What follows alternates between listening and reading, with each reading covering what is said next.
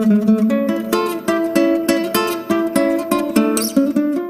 Guys, और फिर से आगे हूँ आपके सामने एक वीडियो लेके जिसमें एक समर का बहुत ही मेन प्रॉब्लम बोल सकते हैं, जिसमें हमारे नए गुलाब के पत्तियाँ सूख जाती हैं, साइड से बर्न हो जाते हैं और धीरे धीरे करके हमारा प्लांट भी मर जाता है।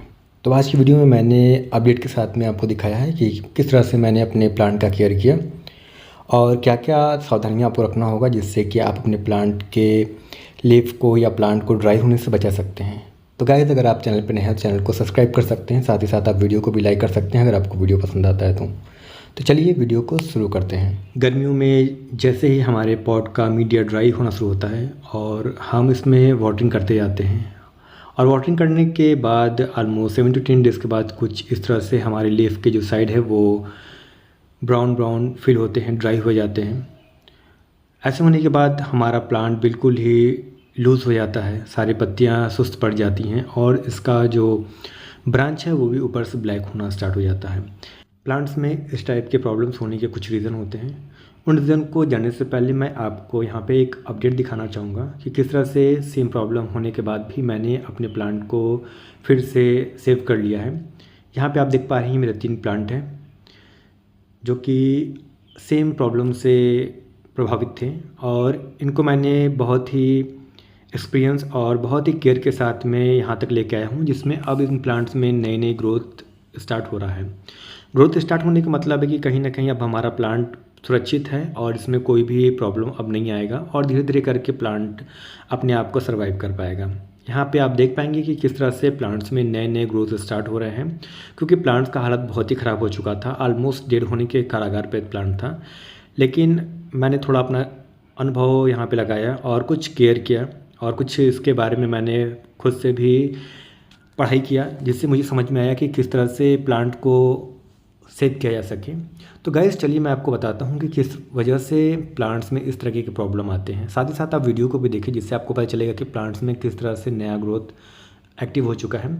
तो प्लांट्स के इस प्रॉब्लम को आप बोल सकते हैं स्ट्रेस। प्लांट में स्ट्रेस कई प्रकार के होते हैं।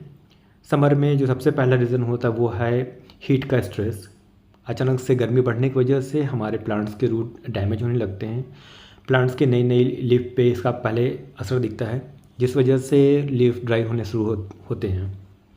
सेकेंड रीज़न है ओवर फीडिंग।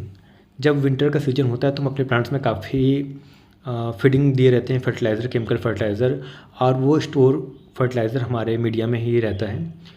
और जब समर का सीज़न स्टार्ट होता है और गर्मी बढ़ता है तो जब हमारा रूट उस फर्टिलाइज़र को, स्टोर्ड फूड को फिर से पिक करता है तो समय हमारा प्लांट शॉक में चल जाता है और जिसका रिज़ल्ट ये होता है कि हमारे प्लांट की लीफ साइड से ही बर्न हो जाते हैं।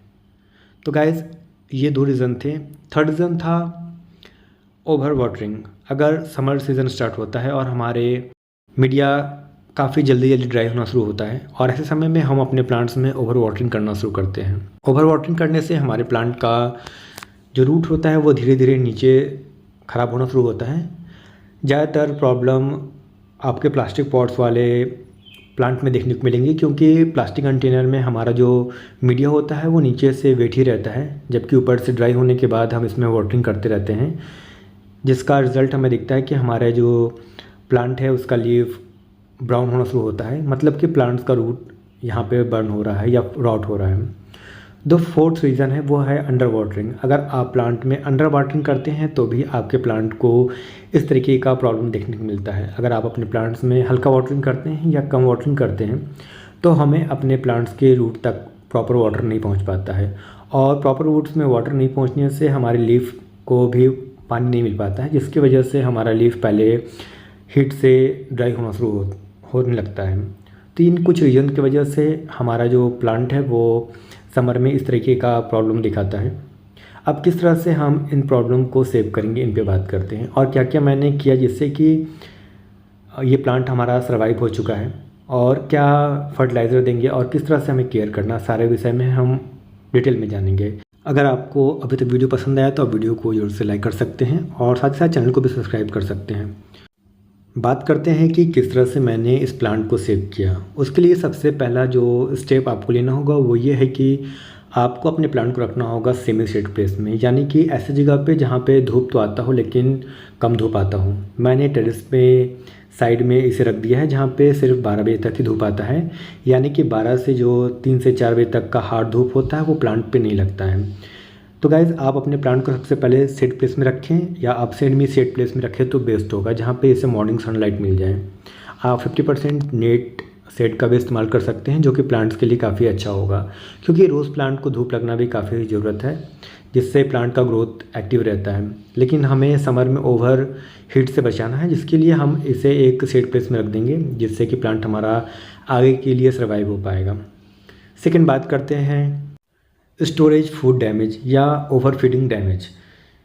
विंटर में जब हम अपने प्लांट्स को काफ़ी ज़्यादा फीडिंग दे रहे थे, और फीडिंग देने के बाद जैसे ही प्लांट विंटर से समर में आता है तो हमारे मीडिया में वो फूड स्टोर रहता है, और जैसे ही हमारा प्लांट का रूट उस फूड को, उस फर्टिलाइज़र को पिक करता है, वैसे ही हमारे प्लांट्स को एक शॉक लग जाता है, यानी कि प्लांट्स में बहुत ज़्यादा हीट क्रिएट होता है, बहुत ज़्यादा हीट जनरेट होता है, और हमारे लीफ जो होते हैं सबसे पहले ये साइन देता है कि प्लांट्स में बहुत ज़्यादा स्ट्रेस हो रहा है, बहुत ज़्यादा हीट है।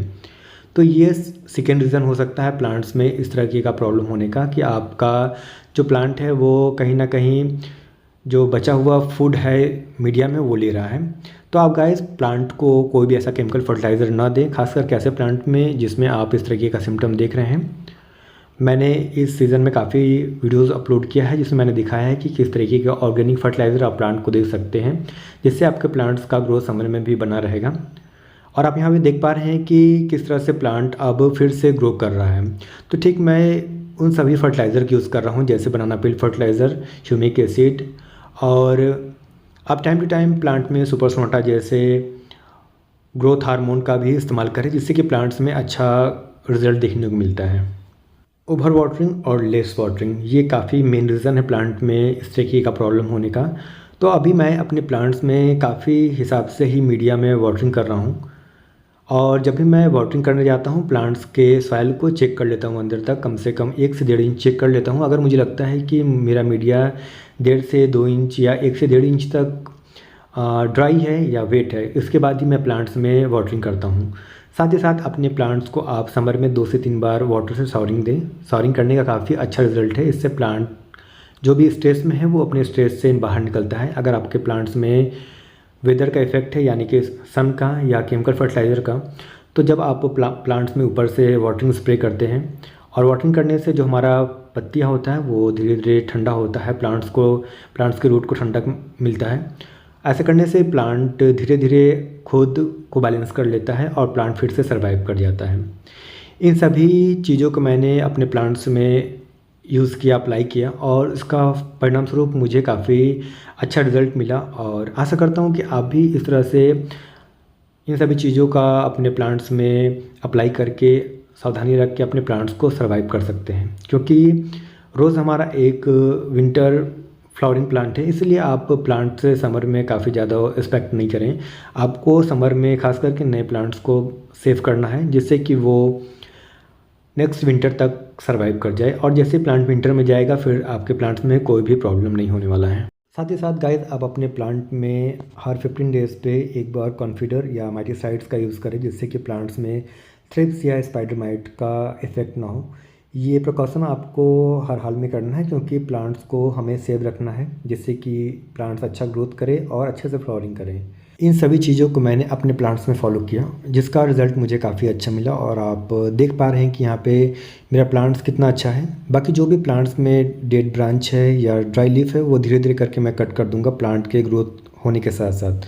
उम्मीद करता हूँ कि ये वीडियो आपके प्लांट्स के लिए भी काफ़ी हेल्पफुल हो। मिलते हैं नेक्स्ट वीडियो में, तब तक के लिए ध्यान रखें अपने प्लांट्स का। Thanks for watching.